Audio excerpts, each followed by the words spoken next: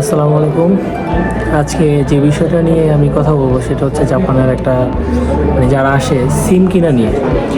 তো জাপানের সিম আসলে কেনার ক্ষেত্রে যে ব্যাপারগুলো আছে সেটা হচ্ছে বাংলাদেশের মতন আসলে জাপানে আপনি গেলেন যত ইচ্ছা তত সিম কিনবেন একটা আইডি কার্ড দিয়ে, এরকম না। আর এখানে সিমের ব্যাপারগুলো হচ্ছে একটা সিম কিনলে এই সিমটাকে আপনার মান্থলি একটা নির্দিষ্ট মিনিমাম প্যাকেজের একটা বিল হয়, সেই বিলটা দিয়ে সেই সিমটাকে আপনার অল টাইম রানিং রাখতে হবে। তো জাপানের সিমের যে প্যাকেজগুলো আছে সেই বিষয়গুলো হচ্ছে যেমন জাপানের ধরেন 30 GB, 50 GB, 100 GB এরকম বিভিন্ন প্যাকেজ আছে ইন্টারনেটের। এটা মাস্ট বি। সিম কিনলে বাংলাদেশের মতো না যে আপনি এখন ইন্টারনেট না চালালে বিল দেওয়া লাগবে না, 10 টাকা মন চাইলে ভরলেন, মেয়াদ থাকলেই হলো, এরকম না। সর্বনিম্ন একটা ইন্টারনেট প্যাকেজ নিতেই হবে এবং এর বিনিময়ে আপনার হয়তো 5 মিনিট বা 10 মিনিট ফ্রি পাবেন যে কোনো নাম্বারে কথা বলায়।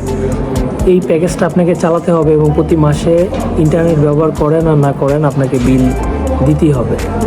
জাপানে এই সিস্টেমে আসলে কয়েকটা ব্র্যান্ডের অপারেটর আছে যারা সিম সেল করে, এই সিস্টেমেই জাপানে সিম কিনা লাগে। তো Docomo, Y mobile, SoftBank, UQ, AU, এরকম বিভিন্ন নাম করা ব্র্যান্ডগুলোর নাম বললাম। এর বাইরেও কিছু কোম্পানি থাকতে পারে। তো এই কোম্পানিগুলোই সবাই আসলে ম্যাক্সিমাম মানুষরা ইউজ করে। এখানে গেলে সর্বপ্রথম তো এখানে আপনার যে বিষয়টা মেন সেটা হচ্ছে এখানে সিম কেনার আসলে কোনো বিশেষ চার্জ নাই। বাংলাদেশে যেমন একটা সিম কিনে গেলে টাকা দিতে হয়, এরকম না।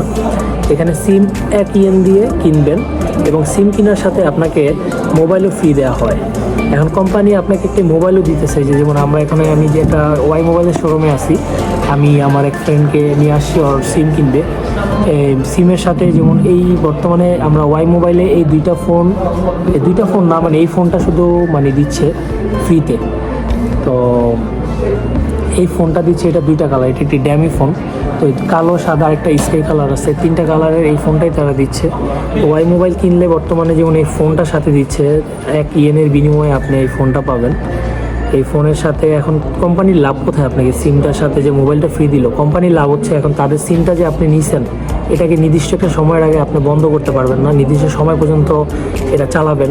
তো এই যে তাদের যে প্যাকেজটা নিছেন এখন চালাবেন মাসে, তারা জাপানের নর্মালি ওভারঅল 3,500-এর নিচে কোনো প্যাকেজ নাই।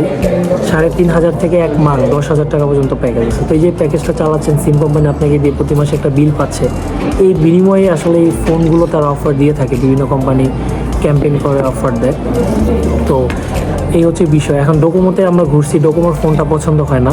ডোকোমোতে যে ফোনটা দিচ্ছে সিমের সাথে, সিম ফোনটা একেবারেই নর্মাল একটা ফোন দিচ্ছে। এগুলো যে আহামরি দামি কোনো ফোন তা না, বাংলাদেশি টাকা 15 থেকে 20,000 টাকার ফোনগুলো দিয়ে থাকে।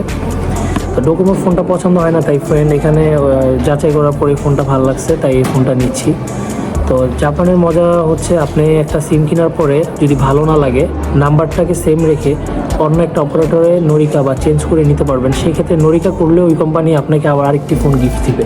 তো এরকম করে অনেক মানুষই আছে যারা 5 মাস 6 মাস একটা ফোন ইউজ করে, সিম ইউজ করার পর নরিকা বা চেঞ্জ করে ফেলে আবার একটি ফোন নেয়। এভাবে করে অনেকেই করে, আবার অনেকে ঝামেলার জন্য এইসব করে না, মনে করে একটা ফোন আর কি। তো যাই হোক, এই বিষয়গুলো হচ্ছে এখন জাপানের সিমের বিষয়টাই এরকম। তো 3.5 থেকে 10,000 টাকা পর্যন্ত এরকম আনলিমিটেড ইন্টারনেট নেওয়ার ক্ষেত্রে এই রেঞ্জে, এই টাকার ভিতরে আপনি চালাতে পারবেন। তো আমার ফ্রেন্ড যে অফারটা নিচ্ছে সেটা হচ্ছে 35 GB এবং 10 মিনিট ফ্রি, 6,000 টাকা মাসিক বিল আসবে। তো এটা বলার উদ্দেশ্য আপনার একটা ধারণা পেলেন যে আসলে কীরকম খরচ বা কত জিবিতে কীরকম খরচের সিম কেনা যায়। তো এখন অন্য প্রসঙ্গে আসি, সেটা হচ্ছে সিম কেনার ক্ষেত্রে আপনার কী লাগবে। সিম কেনার ক্ষেত্রে লাগবে আপনার জাইরো কার্ডটি লাগবে। তারপরে লাগবে হচ্ছে আপনার ক্যাশ কার্ড, অর্থাৎ ব্যাংক কার্ড। তো এই দুটি জিনিস মেইন লাগবে। আর যেহেতু আমরা গাইজিন বা বাইরের বিদেশি, সেক্ষেত্রে তারা অনেক সময় পাসপোর্ট চায় দেখার জন্য, বা একটা কপি রাখতে পারে পাসপোর্টের। অনেক কোম্পানি পাসপোর্ট লাগেও না, অনেক সময় চায় না, লাগলে দিবেন, না লাগলে নাই। এই দুইটা জিনিস মেইন লাগবে। কারণ ব্যাংক কার্ডটা এই কারণে লাগে, কারণ হচ্ছে ব্যাংক কার্ডে আপনি এখান থেকে আপনার টাকাটা কেটে নিবে, ব্যাংকার থেকে টাকাটা কেটে নেওয়া হয় প্রতি মাসের বিলটা। আর যদি ব্যাংক কার্ডে আপনার টাকা না থাকে বা ব্যাংকে টাকা না থাকে, সেক্ষেত্রে টাকা কেটে নিতে না পারলে আপনার বাসায় চিঠি পাঠাবে বিল রিসিট সহকারে। সেই চিঠি দিয়ে আপনি কনভিনি বা দোকান থেকে টাকা পে করে দিতে পারবেন। এই সিস্টেমগুলোতে আসলে জাপানের সিম বা এই সিম কেনা হয় বা সিমের বিল মাসিক হিসাবে মানুষ দিয়ে থাকে। তো জাপানের আশা করি এই সিম সম্পর্কে আপনারা একটা ভালো ধারণা পেলেন। যারা জাপান আসবেন তো তারা মোটামুটি এই ব্যাপারগুলো জেনে রাখলে তাদের অনেক ভালো হবে।